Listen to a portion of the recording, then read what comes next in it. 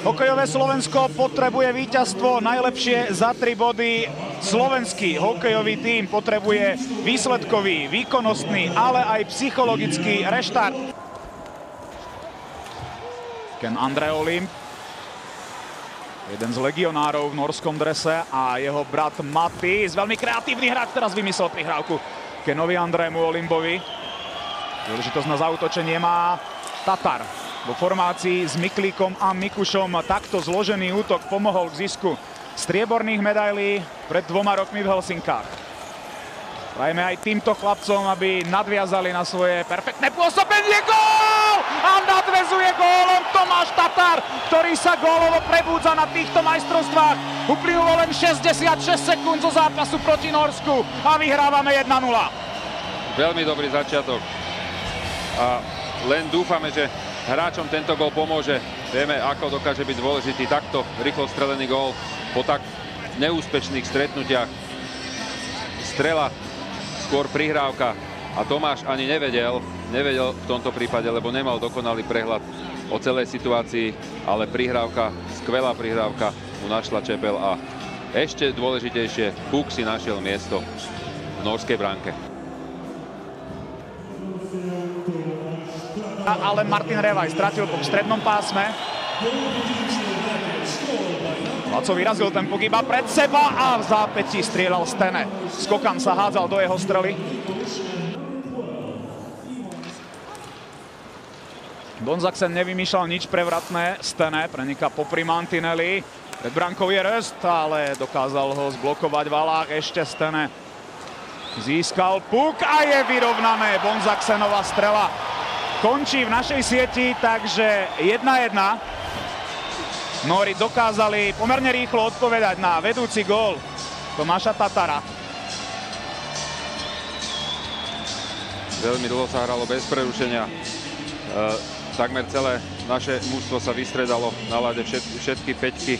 Videli sme, že táto naša štvrtá formácia dala dostatok priestoru, hlavne tomu hráčovi na modrej čiare. Ale bola to aj otázka šťastia, že takto slabo nastrelený puk, teraz to uvidíme znovu, slabo nastrelený puk. Pečoval Juraj Valach.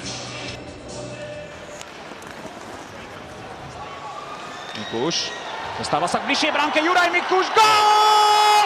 Nádherný Mikušov gól! Tak to bola hokejová paráda, Juraj, klobúk dolu. Druhý gól tohto hráča na majstrovstvách sveta v jeho kariére.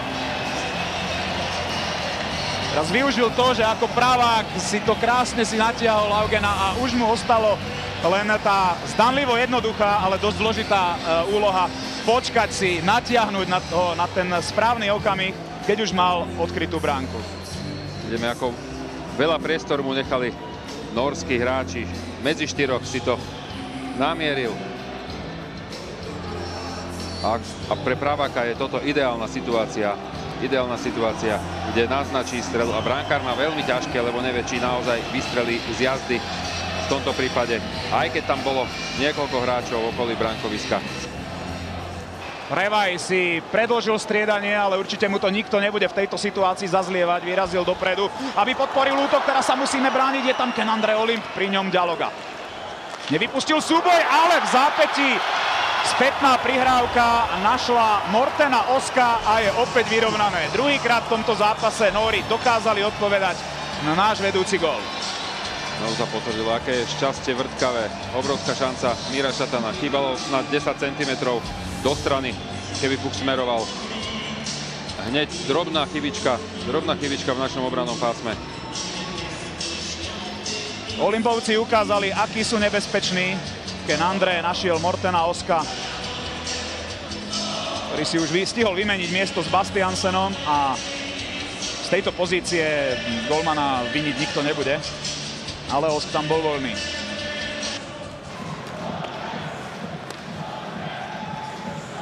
Schröder. Prenechal Mattisovi, Olimpovi, páli Holus a norská dorážka zlikvidovaná Lacom. Veľké šťastie pre náš tým, že Trik mal túto dorážku na backendovú stranu.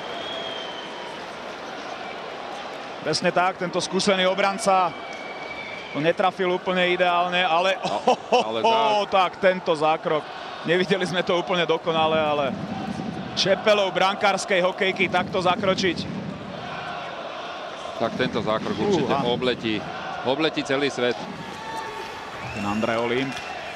Nalepil sa na neho David Skokán, ale Ken Andrej Olimp prenikol do pásma s pomocou Martinsena.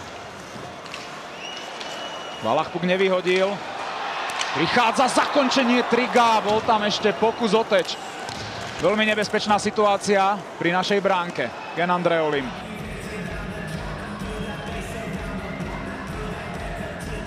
Po trigovej strele Morten Osk mohol skórovať druhýkrát v stretnutí.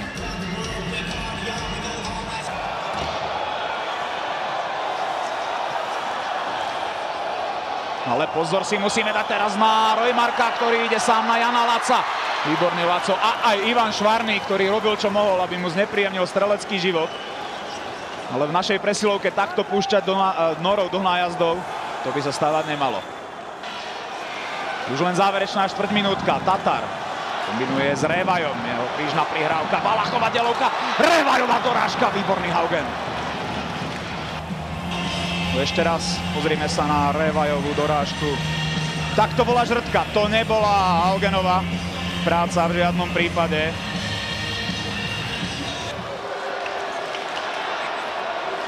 Marinčin vrátil Naďovi. Naďko! Laco Naď prestrelil Haugena! Centimetre, ktoré hrali v prospech norského gólmana pred pár sekundami. Tento raz Laco Naď svojím tretím gólom na šampionáte naklonil v náš prospech. Vyhrávame 3-2. Pripalili sme Nórom gólik do šatne. Toto sú tie strely, ktoré som spomínal cez obráncu. Švihom, zápestím, netreba veľa priestoru. Prihráv, brankár nevidí v týchto prípadoch nič. A keď ide tá strela ešte hore, pod hornú žrtku, ako v tomto prípade, kde je len voľné miesto, len tam. Ukazuje sa, že naozaj pri všetkom podstatnom na ľade je Mats Strik. Tentoraz on zaclonil norskému golmanovi strelu nášho znovu obroneného kanoniera a pochvala aj od Vlada Orsága. Naď sa dostáva do streleckej pozície, 4-2. Druhý dvojgólový zápis Ladislava Naďa na týchto majstrovstvách. Krásny backhand, ktorým skóroval v 48. minúte. Odskakujeme Nórom na 2 góly. Každý gól je dôležitý. Tak ako sme spomínali, veľmi dôležitý gól Laca Naďa pred koncom druhej tretiny na 3-2. O dôležitosti tohto gólu nemusíme ani pochybovať a polemizovať. Videli sme puk bezpečí Jankovej lapačky, okamžite rozohrávka na 2 prihrávky do útočného pásma, strela backhandom. Veľmi ťažká pre brankára, ale sme veľmi radi, že si našla cestu do horného rohu. Tatar. Miklík. Miklík to skúsil z backhandu a je to 5-2! Miklíkov gólik, tak to sú veľké chyby Haugena. Vyhrávame 5-2, trojgólový rozdiel. A nech robí chyby aj naďalej, ešte je dostatok priestoru. Prekvapivý gól, lišiackosť v podaní Miklíka, kde chvíľku ani sám nevedel, kde puk skončil. Až radosť spoluhráčov a objavený puk v Haugenovej bránke ho presvedčil, že áno, je strelec gólu. 2 naše backhandy zaskočili Haugena, kým ten Naďov bol naozaj exportný. Tak tento Miklíkov bol taký lišiacký, zrejme skôr prihrával, ale čo robil, to už nie je dôležité, ale ako ten puk prešiel. Malinký trojuholník voľného miesta. Druhýkrát za sebou sme nastúpili proti súperovi, ktorý hral 2 zápasy po sebe. Tým proti Francúzom to úspešné nebolo. Slovensko má na konte prvé víťazstvo na majstrovstvách sveta v Bielorusku. Nastrieľali sme súperovi 5 gólov.